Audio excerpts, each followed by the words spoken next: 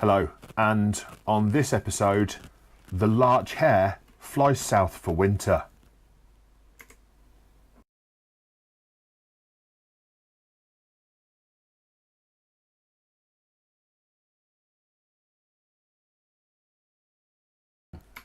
Hello again, it's Ben and Sven at the Average Tabletop Gamers, welcoming you to another episode. We're looking at another casual gaming game thing. Yes, this one we're going to be looking at is Codenames. Codenames. It's a word-based game. I'm very good at those. Where you're working in teams, and the idea is that you are giving clues to a grid of words, trying to find your home agents. Yeah, the premise, if you want to put some fluff onto it, is that you are part of a spy organisation who has one half of a set of, has a list of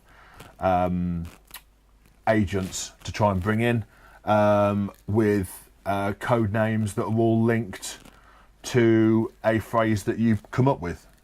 And it's bloody marvellous. Yes, I mean, essentially you start the game with a grid of 25, so 5x5 grid of code name cards, code word cards. We'll see if we can show them on the camera there. So as you can see here, we've got various cards such as scorpion, mammoth, bottle, etc. And one set of players, so one player from each team, for example, is the spy master, and they are given clues to their teammates to pick the right words. So they're giving a one-word clue followed by a number, and that number is the number of words that are covered by that clue, for example. And that's not just the end of it. That's kind of the basis of it. The thing that makes it more interesting than just that, let me just clear those out of the way, is that you're working off a grid. So with your 5x5 grid, which you have available there, you've got to match up the words that fit the colour that you're playing, either red or blue. So when you're giving your one word clue, you might have scorpion, bottle and jamboree as three reds that you've got to try and guess. You need to find a one word that links the three of them, that your teammates will then be able to guess what you're referring to on the grid. But of course the other thing is as well is you've got to try and get your clues out before the other team do the same. So for example, you want to be trying to link as many of yours together so that your teammates can guess them before the other team can guess their own words. And also inside in the grid, you've got innocent bystanders who are denoted on that 5x5 grid there as the yellow or the beige dots. And you've also got the one which is the black square, which is the assassin. And if you incorrectly guess the assassin, that's game over. And it's got a really nice mechanic that as you guess cards, you place your own agents or innocent bystanders over the top. So we can see here some agent cards. So we've got the blue agent, the red agent, the innocent bystander, and the assassin.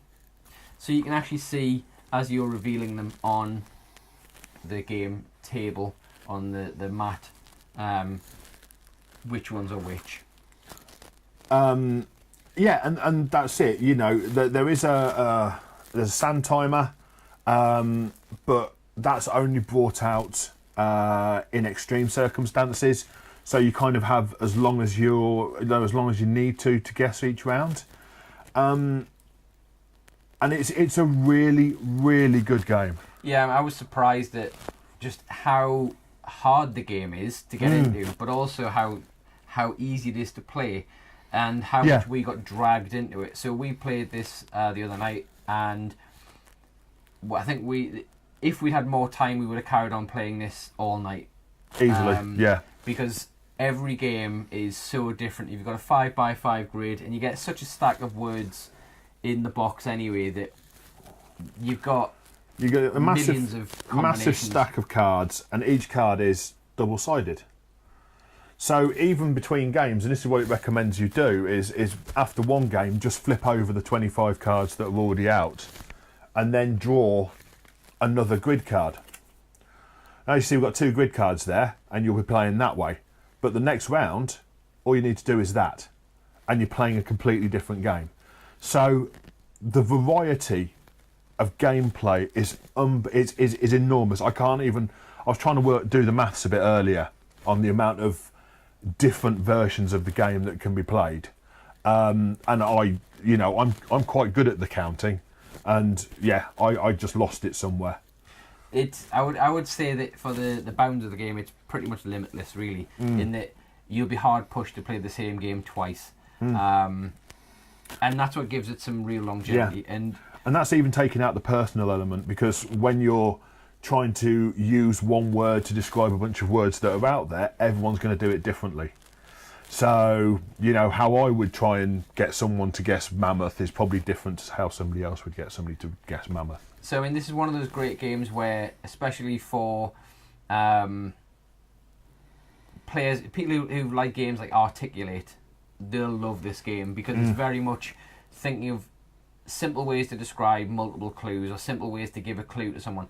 And you will get people who know each other inside out and work on exactly the same wavelength, and the clues will come so easily. But then you'll get a game where someone's giving clues which are obvious to them, but no one else has the same frame of reference, and therefore the game becomes a lot more harder. But you also get the laughs in there of just trying to actually decipher what the other person is linking when they're trying to link tree, canoe and pot, and they're giving you a single clue of Windsor. And that's what I think gave us a lot of joy when we were playing the game, and it was a fantastic game. And I say it really surprised me of how much I enjoyed this game, really. Yeah. It's one of those games you pick it up and the box is here, and it looks, it's an interesting looking box, and what you get in the box is nothing extraordinary, just a few decks, a few packs of cards and stuff like this. You start reading through the rules, and it's a little bit, well, we'll give it a go. You get into the gameplay, and it's wonderful. It's everything that I certainly look for in a game.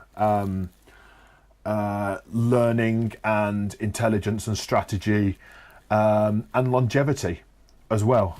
As Sven says, it's one of those games that's just going to keep coming off the shelf and getting played, because it really is that good. And I mean, this game ranks as one of the best games I've played in a long while in this kind of category. In terms of anybody can play it, it'll be a different game every time. There's no winning strategy, and it doesn't come down to luck. So there's no dice rolling or card drawing element that comes down to luck. It's very cerebral, but also how much, not only do you know the subjects on the board, but how much you know your teammates. Yeah. In that you can give them the clues that are going to lead them to pick the right agents. So this was A+ for me. Yeah. Just brilliant. Phenomenal game, and I'd be very interested to see some of the other variants, because I know there's a pictures variant of it as well out there. Yeah. The other thing I really like about it is it's not pricey. Value for money wise, it's really good value. And if you work on hours of fun per pound, it's I don't think there are many games that are going to be up there. So yeah, that's for me again A+ as well. Of the games that we've looked at recently, probably the best, I would say, of them, in my opinion. But again, if you want us to be objective and subjective about it, give us some ideas down here as to what kind of categories you want us to start grading these games on.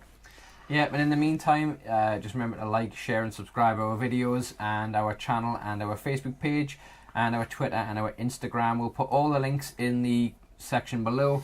But as I say, let your friends know about this, especially if they like wordy, cerebral games. This is going to be right up their street.